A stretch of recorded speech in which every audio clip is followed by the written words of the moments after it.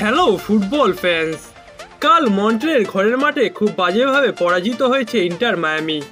ডিফেন্সের একের পর এক ভুলের কারণে কালকের ম্যাচটিতে মন্ট্রিয়ালের সামনে দাঁড়াতেই পারেনি মায়ামি। ম্যাচটিতে হারার পেছনে মায়ামি ডিফেন্সে যতটা ভুল ছিল তার থেকেও বেশি ভুল ছিল কোচ টাটা মার্তিনোর। তিনি ম্যাচটিতে 3-4-2 ফরমেশনে খেলিয়েই মায়ামিকে হারিয়েছেন। মন্ট্রিয়ালের মতো শক্তিশালী একটা দলের বিপক্ষে তাদেরই ঘরের মাঠে 3 জন খেলোয়াড়ের ডিফেন্স লাইন আপ সাজিয়েছিলেন তিনি, এবং স্বাভাবিকভাবেই দুর্বল ডিফেন্ডারদের নিয়ে গড়া এই লাইন আপ মন্ট্রিয়ালের সামনে টিকতেই পারেনি। বারবার চাপের মুখে প্যানিক করে বল হারিয়েছে তারা, যার ফলে এই ম্যাচটিতে এতগুলো গোল খেয়েছে মায়ামি। দলটিতে একমাত্র তুলনামূলক ভালো সেন্টার ব্যাক বলতে গেল মৌসুমে কানাডিয়ান ডিফেন্ডার কামাল মিলারই ছিলেন, তবে মায়ামি মৌসুমের শুরুতে তার কোনো ব্যাকআপ ডিফেন্ডার না এনেই মিলারকে বিক্রি করে দেয়, যার পরিণতি ডিফেন্সের এমন হাস্যকর ভুল এবং এমন পরাজয়, যেটা ভবিষ্যতেও মায়ামিকে বেশ ভোগাবে। 2015-16 সালের পর থেকে মেসি যেখানেই খেলেছেন এরকম ডিফেন্সই ছিল প্রতিটা দলে।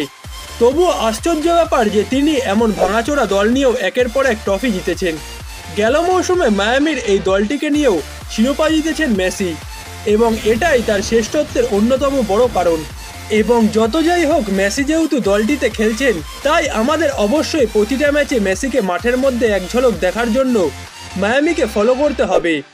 মন্ট্রিয়ালের কাছে হেরে কনকাকাফ চ্যাম্পিয়ন্স কাপ থেকে বাদ পড়া মায়ামি তাদের পরবর্তী ম্যাচে MLS-এ মাঠে নামতে চলেছে, যেখানে তারা স্পোর্টিং কেসির মুখোমুখি হবে।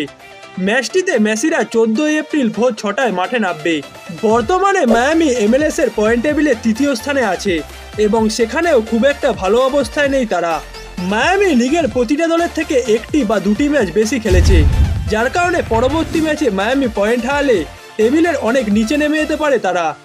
সর্বশেষ লিগ ম্যাচে কলোরাডো সিটির বিপক্ষে মেসির নৈপুণ্যে ড্র করেছিল মায়ামি, এবং এই ম্যাচটিতেও আরও একবার মেসির উপর ডিপেন্ড করেই মাঠে নামবে ফ্লোরিডার ক্লাবটি। কিছুদিন আগেই মায়ামির ব্রাজিলিয়ান তারকা নেইমারকে দলে টানার গুঞ্জন উঠেছিল, তবে আমার মনে হয় না যে নেইমার আসার পরেও মায়ামির এই দলটিতে কোনো উন্নতি ঘটবে, কারণ বর্তমানে মায়ামির ডিফেন্সের যা অবস্থা তাতে মেসি সুয়ারেজদের মতো তারকাদের নিয়েও খুব একটা ভালো কিছু করতে পারছে না মায়ামি।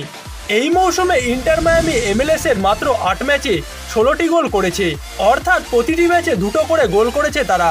তবে মায়ামি এই 8টি ম্যাচে মোট 12টি গোল কনসিডও করেছে, যার কারণে মায়ামি যদি পরবর্তী মৌসুমে নেইমারকে দলে টানার কথা ভাবেও আমার মতে তার আগে তাদের কিছু ভালো মানের ডিফেন্ডার আনতে হবে দলে, যেখানে বার্সেলোনার বর্তমান রাইট ব্যাক সার্জিও বুস্কেস একটা ভালো অপশান হতে পারে।